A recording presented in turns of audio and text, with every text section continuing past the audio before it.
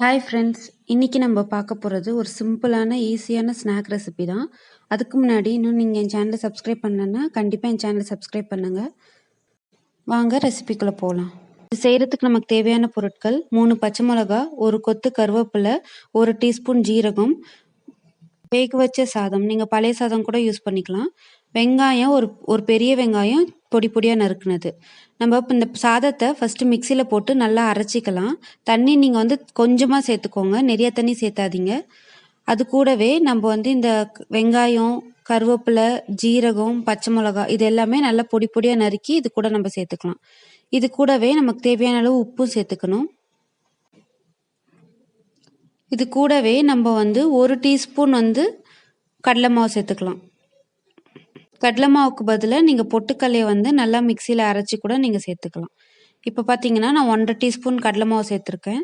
இப்போ இது எல்லாத்தையும் ஒன்றா சேர்த்து நல்லா பிசைஞ்சிக்கலாம். பிசைகிற டைமில் நம்ம ஒரு கடாய் சட்டியில் எண்ணெயை ஊற்றி எண்ணெயை பொரிக்கிறதுக்காக தேவையான அளவு எண்ணெய் சேர்த்து எண்ணெயை நல்லா சூடு பண்ணிக்கோங்க. இப்போ நம்ம இதை பிசைஞ்சு வச்சுருக்க மாவை நம்ம வடை மாதிரி ஷேப்பில் தட்டி நம்ம எடுத்துக்க போகிறோம். நீங்கள் இந்த மாதிரி வடை மாதிரி தட்டுறதுக்கு கையில் கொஞ்சம் எண்ணெயை தடவிக்கிட்டு தட்டினீங்கன்னா கையில் வடை ஒட்டாமல் வரும்.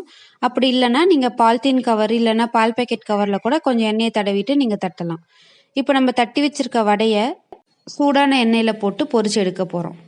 இப்போ கொஞ்சம் மீடியம் ஃப்ளேம்லேயே வச்சுக்கோங்க. ஏன்னா உங்களுக்கு அடுப்பு ஃபுல்லாக வச்சுருந்தீங்கன்னா உங்களுக்கு வடை வேலையெல்லாம் நல்லா வெந்திருக்கும். உள்ளே கொஞ்சம் இந்த மாவு மாதிரியே இருக்கும். இப்போ பார்த்தீங்கன்னா வடை நல்லா ப்ரௌன் கலரில் நல்லா கோல்டன் ப்ரௌனில் நல்லா கிறிஸ்பியான வடை ரெடி ஆகிடுச்சு.